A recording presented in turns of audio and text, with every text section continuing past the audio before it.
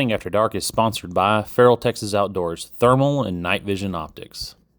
Hey guys, it's Jason Price here with the Hunting After Dark podcast and my co-host Justin Rumley, and we are here to talk about a topic today. We've had a little bit of fun this morning already going over some stuff, but we are going to talk about AGM's Adder V2. These are the units that Justin and I are currently running. We've closed them out. We're about to finish them out. And we've got some reviews, at least of the Adder 35-34. The LRF version is already up on their YouTube channel at Feral Texas Outdoors.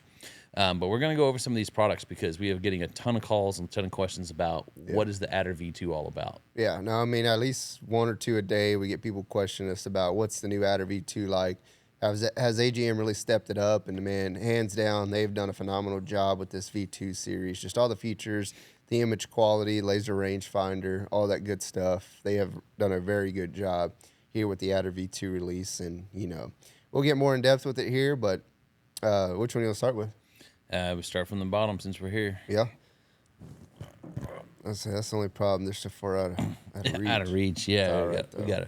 We're ready for the new space, and then we'll get it all figured out then. All right, so we have the introduction here to the Adder V2 series. We are looking at the Adder. This is the Adder V2 35-34. It is a non-LRF, so no laser rangefinder for $2,500. Yep. Trying to see what they put in the space. Oh, they changed the where you could change the pallets was what they did instead of LRF. Yeah. So you can see here, no LRF on there. Dual battery system. So all of these are pretty much based on the same housing and layout for the most part of what they're going to be able to do. Yeah. No, I mean, they're all very similar in their own ways. So the biggest thing that I've noticed that we have when customers are coming in here comparing products and looking around is the polycarbonate housing being super lightweight. Oh, yeah. No, people lift them up. And they're like, holy crap, man, that feels like a feather. Compared to anything else in the store, compared to the version 1s, man, there's definitely a weight difference between the version 1s and the version 2s. Yeah, I kind of wish they would call it something different because it's not anything what the other Adder was at all. No, it definitely is not. It's that much more of a step above compared to the version 1s. Yeah, they completely changed everything. Now, it does have an internal battery system. On the other side, there's 18650, so you can put those big blue batteries that are in the varmints or the reaches, Sidewinder handhelds, those all would go in here. And be able to run with like a hot swap battery type deal, especially you guys up there in colder weather, you know, keep some of those in your pocket and keep your unit running when it gets super cold out there. 30 millimeter rings, you know, you have super lightweight housing. They still come with American Defense, so we do have one on our other ones, the American Defense mount on there.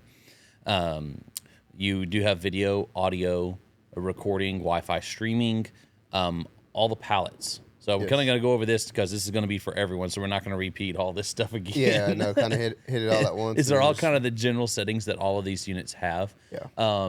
So they have their traditional white hot, black hot, the fusion, which is the rainbow color mode, the red hot. Now they have a red monochrome and a green monochrome. Yeah. So they have 6 palettes now, so they've changed it up a little bit. The monochromes are kind of interesting looking. I know some of these guys say they like the green. Yeah, some people run the green, say it's a little bit easier on the eye, just kind of comparing it to like your traditional night vision. They always said that was kind of easier on the eye. So they kind of incorporated that as a thermal palette here inside the Adder series. And some people love it. Some people just say, oh, that's all I run. Just say it's easier on the eye. Some people get real bad headaches just looking through a screen all night. So they said using that color palette helps them out a lot. So, hey, more power to them. I haven't really messed with it too much. So yeah, it's got that green hue, and then it's almost like a neon green, like psychedelic it's green. It's definitely different on the target. So yeah, it's kind of an interesting palette. We definitely had some fun with it. But for as other capabilities that they did change between the V2 and the V1 here is, like I said, is completely different. This is your top turret for all of your interactions. So your zoom up, you zoom out. They recessed the button in, so there is no accidental bumping. It's actually separate from the ring. So you'd actually have to get into here a little bit and press it exactly to click this button. So there's no accidental presses of the top turret. If this is laying up against you, bumps up against you in a vehicle, you're not activating things within this scope. Yep, you've actually got to apply some pressure to get it to activate. So that's a good thing. Raised buttons down here for power control. This one has palette changes because it doesn't have laser rangefinder. Normally the laser rangefinder button's here on the right-hand side, and then recording on the left. We have recoil activated recording in these units. And that's one thing I see a lot of people have questions about. so far on the units that we have used, it's worked great for us. You know, we'll go into our memory there and check it, and there's every shot we took, there's a recoil activated video for them there. So recoil activated video has been working very well for the Adder V2 series, so I don't see any issues with that. Like a lot of guys, they'll complain, man, it's recoil activated is not working, you know, or it's not picking it up. Well, we haven't had that issue with the Adder V2 series. I don't foresee it being an issue. So just know that that's something that's taken care of inside the Adder V2 series. You know, me, I'm always paranoid. I always do manual recording. So it's like I have dual recordings to go through. And so it keeps two separate bays of recording for manual recordings and recoil activated. Yeah. But when you pull your files all together, it actually kind of helps me as a placeholder. So I'll go to the recoil activated, and then the video before I know is my manual recording with a full video. From start to finish. So it's kind of my cheater in a way to do that. Yeah. One feature that I think is completely missed, and you know, we have competitors and things like that, people that don't pay attention, and you know, we're probably not the best about always emphasizing and doing it when we do field test footage, but I probably need to be a little bit better about it. Is that this from the Reach IR? There's a feature that they had in their first scanner that is kind of like our scanner of choice with laser rangefinder. Is that they have a feature for cleaning up digital pixelization from zooming. Yeah. So all of the Adderline series, except for the 1280, they have Zoom Pro. Zoom Pro is an algorithm feature that AGM is designed for other Adder scopes, except for the 1280. Yeah. I got to keep saying it so people don't call and ask. Oh, yeah. And what it does is that you zoom in on a target, and then you can go in your menu, select Zoom Pro. It can try to clear up that pixelization and clean up your image for you. You can leave it on, but it will slow down the processor of you going back and forth doing things. So I suggest that's more of a spotting type feature. Yeah, if you see something a little bit further out and you can't quite tell what it is, and you really want to know what it is, you can go in there, turn that Zoom Pro on. You know, it's not going to clear it up 100% to where you can identify it, but it's definitely going to help out your image and give you better odds of being able to determine what that is at that further distance. So it definitely does help, I will say that. And that's some of the internals. I mean, you know, the software on the Adder has so many options now. Yeah. Tons of things in there, which I guess I probably need to kind of pop over to our other unit here real quick. The Adder, this is the one with the laser rangefinder. So you can see it kind of added a little hood here to the top. The reason I wanted to grab this real quick is because some of the added features that are in here with these units are now ballistic calculation. Yeah. So you have ballistic calculator that's now in here that you can program your information into and get a bullet drop point when shooting with these optics. The laser rangefinder works very well. It's very good. It's accurate. Response time's been quick for us. Yep. Justin and I have making some crazy shots. Of course, you running the 1280 and I'm running the introductory laser rangefinder. Yeah, it's all good though. I was gonna say we make it work though. We make it work. Yeah. So 3534 with the LRF here is $2,800. So $300 more. You can just go ahead and get the built-in LRF. They didn't have enough room to quite put that with a 35 to put it right into the bell. So know if it's a 35 millimeter with AGM, they're going to have the hood up here on top. Yeah. With this unit. So having laser rangefinders built in, of course, guys, we know, kind of knowing your ranges, it's hard to know that at night. Having that feature available to you expands your deal, especially on the varmint hunting side. I mean, pigs, hell, we just go let one loose. Yeah, I mean, usually then you can get right up in within 100 yards of the pigs. The varmints are a different story. Like we had those coyotes the other night. They hung up about, 250 yards. I can't remember exactly, but laser rangefinder came in handy. We hit them with the range. Okay, perfect. Yeah, I had the ballistic calculator on.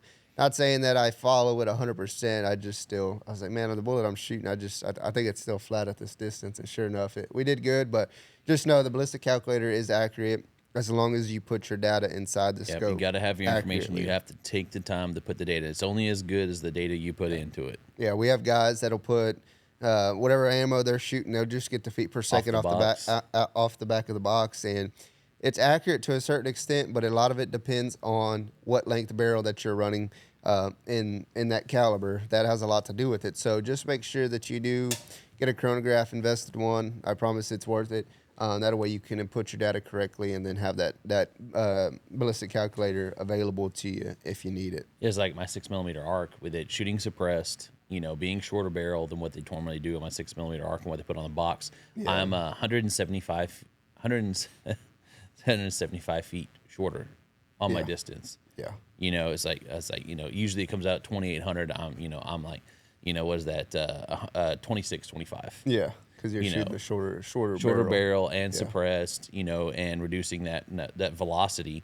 And so when I do put those calculations, I gotta make sure I put that in correctly, you know. And then of course that changes with loads, or if you're hand loading things or whatever. I mean, a lot of that changes. Yeah. So be sure to take the time to put that in if you are going to use that feature. Don't blame the scope. Yeah, Make sure you're just, doing the time. yeah. Make sure you're If doing the you- time to make sure you're getting the right If you're calculations. questionable about the data that you input and you go and use it and you miss, that might be kind of your first problem. You need to go back, kind of put that in correctly. Test it in a controlled environment. Yeah, you know, go out on a absolutely. range, take some range time with it, and then make your calculations and make your adjustments there, because it's going to be, you're going to need to do that to get accurate with the ballistic calculator. Yep, 100%. You know, we are dealing in the digital world, so you're going to have to take some time, make sure you got Yeah. that. It ain't going to be like your daytime optic. Oh yeah, no, I could tell people they're little computers, man. You know, some days you show up to work and the computer don't turn on. Well, hey, you can kind of compare it to the thermal, even though you're investing quite a bit of money into the thermal scope and expect it to work. Just know, man, they are a digital platform. You know, they will have some flaws to them, and that just goes back to the AGM customer service. They'll definitely get you taken care of if you do have any issues. But so far, so good with the Adder V2 series on any issues. Pretty sure customer service rep over at AGM, one of them is a PRS shooter. Yeah, so she's all about them, I would imagine. She is all out, yeah. Yeah, that's great. Yeah, oh yeah. And her husband. So this is the 35-640. We've kind of gone over a lot of the features, except this knowing what the what is entailed here with the 35-640.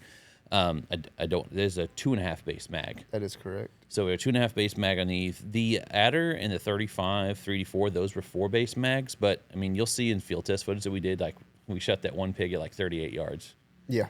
You know, and, Yeah, we and I did. mean, yeah, he was filling the screen, but we still wasn't hard to find him. Wasn't hard to take running shots, things like that. No, so you can. It's still feasible to do. I mean, still it's good not a enough problem. field of view to get up stuff close and then far away. But Yeah. the 35-640, they did bump up from like that Rattlers, being at 2 base. Now it's 2.5. Here with the 35-640 with the LRF. This is what I'm currently running right now. It's been impressive. It's been pretty clear. Yeah. You know, the coyotes the other night we had rolling into us. I like it. It's one that I think is going to be popular more than what the traditional 35-640 was. Having the LRF option, I think it's going to be pretty cool. I think it's going to be a pretty neat little scope. Yeah, I will too. I mean, just saying that it. You know, I haven't quite looked through it too much. Haven't played with it much, but you know, just looking around through it here at the store and stuff, it's a very impressive unit with LRF. One of the only 35-640 units out there on the market at the moment with a built-in laser rangefinder and all the extras with it as well. So I think here, once people start seeing more footage of it, realize how great the image is, I think that's going to catch on and it's going to take sale pretty quickly. And you know, so far, like I said, it's been great. I don't have my phone on me. Do you remember what's the retail on it? I want to say it's 4,300? 4,300. Yeah, so let me double it's check like here. 4,300. That way we don't offer any podcast specials. You know, Yeah, somebody's so gonna- you have a 35-640. So you have your wide field of view at 2.5. LRF, ballistic calculator, recording, dual battery system. Those are all the things packed into that unit. Yep. So for we got $4,300 is going to be our Adder V2 35-640. And then the 50 is 4,800, right? Correct. 4,800 here for the new Adder V2 50-640. So here's your 50mm 640. So now with larger objectives, they are able to build the laser rangefinder into the front objective. So that's what's going to be different here with our 50. It is a 3.5 base magnification dual battery system, just like our whole Adder V2 line series. Yeah. With that built-in front bell LRF, so nothing's in here, up here. You're just straight right onto your focus ring. This one I think is going to be a big boy this year. Yeah, I mean, is it 3.5 base magnification? So it's going to be ideal for some longer range shooting because you're going to have that higher base magnification. As that built-in laser rangefinder, that works very, very well. I will say that from firsthand experience, it works great. Anything. Hell, I think the other night I was ranging stuff at 992 yards was those coyotes I seen out there. I'm like, well, you know, we're definitely not shooting out there. I mean, hell, Let's go drive a little closer. Yeah, I can't remember what the drop was because I had the ballistic calculator on them. Like, it was something ridiculous. I'm just like, yeah, no, we're good. Where I say we might as well just drive to the opposite end of the field and try to catch up with them. And But aside from that, 3.5 base magnification, has that built-in laser rangefinder, works very well. So like Jason mentioned, I think that scope as well is going to be a big hit here for 2025 and just overtaking that 5640 market with LRF. So far, like I said, it's been great. Price-wise, getting a 50 millimeter with LRF for $4,800. Yeah, integrated. That's pretty good. Yeah, no add-on things, no big hood things on. Yeah, and you get the American Defense mount with it, get 2 batteries, charger, and get everything you can imagine that you would need with this scope. You can buy it in store today, take it home, and put your rings on it, put it on your gun. You could be shooting within less than an hour, I would say. With everything that it comes with. And then spare batteries on it is like $20. They give you a dual battery charger. You could throw 2 in your pocket and leave 2 at home, charging up, or in the truck, charging up, and run cycle all night long. If you're in that colder temperatures, here, you and I we're not even going through the battery. Like between the internal and the 18650s, we're not even going through any of the batteries. I do sometimes. So what I'll do is, if I know I'm going to be out all night, I'll charge an 18650, put it in, but then I'll also have the internal charged up. And there's some nights I don't even get through the 18650, or if I forget to have an 18650 with me, I don't even make a halfway dent inside the internal battery. So the internal battery, I was telling Jason this earlier, man, I've been very impressed with it, especially on the 1280 side. Being a high power resolution scope, you would think, on some other ones it would suck the battery, man. That with the new Adder V2s in the 1280 line, that's been a very good internal battery. Go ahead and grab it right there. Yeah. So yes, it is a little bit bigger than the traditional, 5640s and things like that. It does have the 60 mil sensor up front, so your front objective is a lot bigger compared to the 50 because you're going to go up to a 60. It has that built-in laser rangefinder inside the bell of the housing. We have a Bobro mount on it at the moment, but it does come with an American Defense mount as well. This guy's here, the ones that I've been playing around with here lately, been shooting a bunch of coyotes with. Except for this past weekend, we didn't do too hot, so that's a story for another day. But I will say the weekend before that, we did pretty good. He's just making raccoons' heads into canoes.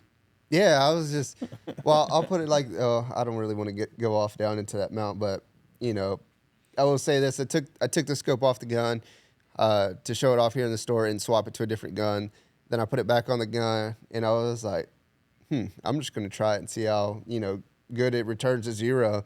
And sure enough, the first thing I seen was a coon. He was about 120 yards away, and I was like, I'm gonna give me a reassurance shot here and put it right between his eyes, and I go pick up the coon, and sure enough, it was right between the eyes. So I was pretty impressed with the mounts returning to zero. Like I tell everybody, they work great, but that way I know I have that firsthand experience on the return to zero mount. But aside from that, image quality on this guy, it's been phenomenal. It's been one of the best 1280s that I've looked through in 2025. Like those coyotes I mentioned earlier, ranging them at 992 yards. I had no problem telling you those were coyotes. I was actually hunting with Jason, and he was running, I think, the 35-34 Adder at the time. And I was like, man, there's some coyotes way out there. I was like, I don't know if you could see them. You might be able to see a little white blur, but that's it. He was like, man, I don't see anything but an open field. I was like, well, there's coyotes at the opposite end of that. They're walking a tree line. I was like, I can tell you that they're coyotes 992 yards away, but I don't think they're going to come. So I think what we ended up doing is we got in, went to the opposite side, ended up calling them in. I think they got, I want to say, they were definitely closer than what they were. I think what we ranged them 200. Yeah, the rangefinder said 170, but they looked so much closer than what they were. But we ended up calling them back in, and then it was too good to be true. And usually how those stands go, you can never line up 2 shooters at the same time. Yeah, it was just too good to be true. They were coming down an alleyway side by side, and sometimes, like Jason says, it's just hard to get on the same page with 2 coyotes rolling in, 2 shooters. You think you got that one in the bank? You're like, I got this mother in the bank right now. Yeah. Like, I pulled it, just shut right to the fucking left. Yeah, and then something always happens. So yeah, that was part of it. But I will say, without the 1280, we would have never known those coyotes were out there. Even though we had some 640 handhelds, we still weren't able to tell what those were. They were just little fuzzy dots out there in the 640 scope. I'm going to tell a story on you now. Oh, that's fine. The same stand, we did shoot coyotes before we went up here for this second group. Oh, yeah. This one over here, he's looking. We're watching these 3 kind of run in. They're running back and forth. And you can't tell I can't tell what's going on. I just kind of see some blurs running around a little bit. I can kind of see some heads every once in a while. Is 275, something like Yeah. that. He just starts whispering to me. He goes, they're fucking. Yeah. They're out there fucking. I'm like, what? Yeah, He goes, they were. They're out there. Well, it was. He's in the 1280 getting full HD coyote porn, and I'm out there just seeing blurry dots bumping. Yeah, yeah. Well, it was two males and a female out in the middle of this field, like 275 yards. And I'm watching them. I was like, all right, they're coming in. They're coming in there.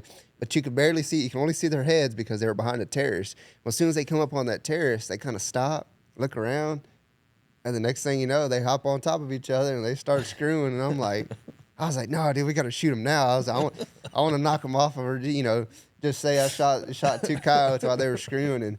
And he was like, all right, well, whenever you're ready. He was like, I'm just going to shoot in the blob of white over there.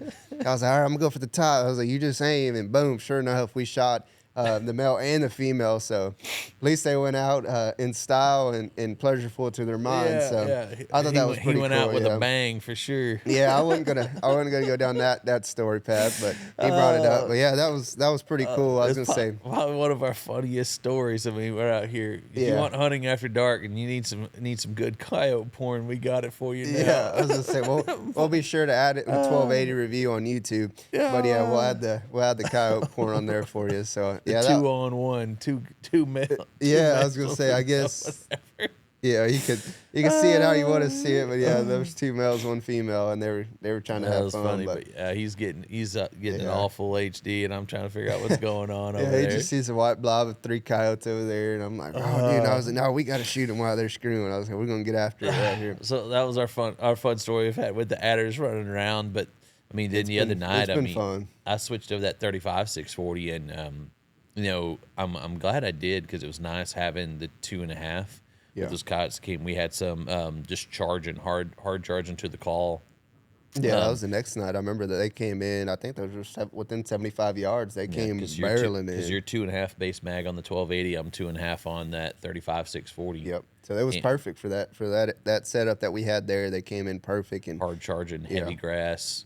They came out of a ravine. We didn't even see them until they were on top of us, and so that worked out perfectly. I mean, that's always everyone's hunting situation. It's great to have, higher end scopes and stuff like that for long range, but something that's going to be universal for you. I do like the 1280. I did run it before. I do like it having a 2.5 base mag. Yeah. And then, of course, for your long range and the short range, I think it's perfect for any situation. Yeah, no, it works great. I've used the ballistic calculator. It's worked. Like I said, I was able to chronograph my bullet, get all that inputted correctly. So it does work great for me. I try not to use it. I try to get them to come in within a couple hundred yards. That way I know my bullet's still flat shooting within 200. So, but aside from that, as long as you input your data correctly, like I mentioned before, it's still going to work great for you. There's not going to be any issues with it. Like I said, so far it's been my favorite scope for 2025. Look through some other 1280s. Like I tell people, 1280 is 1280. You're not going to be able to nitpick that high of resolution. That's my personal opinion. Other guys, unless it's ATN. Yeah. Aside from we don't even consider. I don't even think they're a company. In my mind, they don't really exist. So I don't even compare that to the 1280s that are out there on the market. It's the Tasco version. Yeah. So a lot of people, like a lot of questions we get is, how's the AGM 1280? They've really, really stepped their game up for 2025. And like I mentioned, when people call me, from a personal standpoint, 1280 is 1280 and what we carry here at the store. You can't really nitpick that high of resolution. You're still getting that great detail. If you want to count tits on a sow at 300 yards, you're going to be able to do it. If you want to tell that there's coyotes out there at 992 yards, you're going to be able to do it. With this one, with the other one, it's 1280. To me, they're all going to be pretty similar to each other. So they're not going to be hands down a night and day difference between any of the other ones out there on the market. So besides ATN, like we mentioned, that's not even a question. Yeah. So in conclusion for us, it's like the Adder V2 is an awesome series. We're going to have a blast with that series this year. I've already knocked out 35 384. We're not going to do the non-LRF version. It's the exact same thing without a laser rangefinder. Yeah. But I'm going to do 35 640. Trying to decide to let Justin keep running 1280, and I'll go do the 5640 or not. Trying to figure out what we're going to get done and what we're going to get content done wise if I'm going to do the 50 or he's going to do the 50 and the 640. That's the only one that we really haven't had a whole lot of time behind, besides just kind of testing it out, here in controlled environment out here. But that is one that we're curious to see how that one's going to come out here in the layout. But the thing is, when we start going high resolution, we've had people kind of like skip over 5640s, and they're like, I want to go 1280. Might as well. It's affordable now. That's the thing. Yeah. That's a lot of Yeah, people are starting to see. $7,000 You put 1280s. another couple thousand to it, you can have the best scope out there on the market. So with why not? LRF and stuff. So why not do it? It's going to be a crazy year. I mean, I'm saying, but now's the year to get into things, get in there, have some fun. You think that this thing is like heavy. It's not. Hell, I think the rings almost weigh more than a dang scope do. Yeah, I would definitely say so. That polycarbonate housing on there, I mean, it looks like this thing's a beast. But, I mean, I ran it on an AR. It's perfectly fine. You've run it on your bolt action. Yeah. Been a great scope. We've had a lot of fun with it, especially running those higher resolutions now. It is a lot of fun. No, it really is. You can see a lot of stuff. I know it is for you. Yeah, I was gonna say it. I couldn't do anything. I'm like the kid asking the parents, "Are we there yet? Are we there yet?" Asking them, "Hey, what's that? Yeah. Hey, what's that?"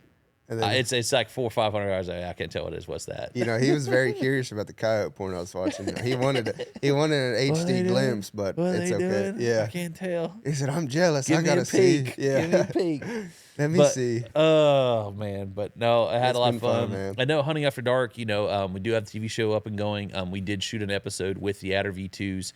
I'll give a shout out to ranch owner out there. We do appreciate him letting us do some of our field testing out there. 3C Joppa Cattle Company. Thank you, Jeff, for letting us come out the other night. That was a blast. That was it was fun, man. I mean, it's nice to wrap it up by 11 o'clock. Oh yeah, and he was having the time of his life. He was like, "Man, I don't think it can get any more exciting. I think it's time to go to bed." And we're like, "All right, sounds good, man. We can make that happen too." 3 coyotes, 4 pigs down, real quick. Nice, awesome. Some awesome footage that we got. But all before midnight makes it so much nicer. Sometimes we're running around 3 or 4 o'clock in the morning. We're like, "Damn, we only got 1 coyote. Screw this. Let's go to bed." So we just said, "We'll catch them another night," and it's sometimes how it goes, but not all the time. Like I said, we go out to 3C Joppa Cattle Company, and we're done before midnight. So that was nice. Always, we're going to put that episode, that'll be the most recent episode. I don't know if we'll quite get it in there for air next week. I think it's going to be about 2 weeks we'll get that one to air. But that'll have some Adder V2 footage on Pursuit channel.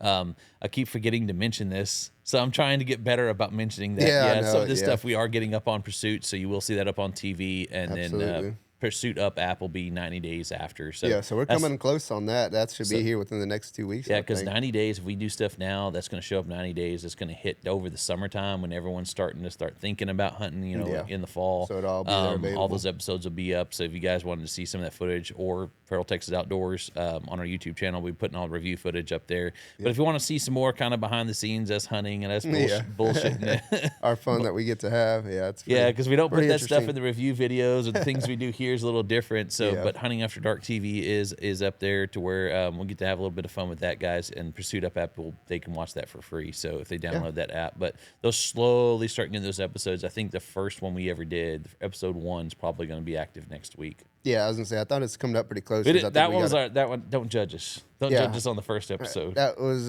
we were just getting started, so we're getting it all figured out. Yeah, now. after that they'll be a whole lot better. So definitely stay interested in it and get to watch the full series there, because I promise they get better as they go. Yeah, we'll be shooting that all year long here, and we got different things lined up. We got different folks we need to get with, and we'll be having a lot of fun with that. Absolutely. Well, I guess we could knock this one out. I was going to say, if you have any questions or anything, feel free to reach out to us at Feral Texas Outdoors. Hold on. Jess says we got questions on the live. No, say hi to your stepson. My stepson. Who's my stepson? Oh, shut up. Which one? I got no kids. Which one? I got no kids. No, but Misha, Hi, Skylo. Yeah, if you have any questions, reach out to us at Feral Texas Outdoors. Shoot us a message on Facebook, give us a call, anything. But be sure to check us out at Hunting After Dark Podcast on Spotify and Apple.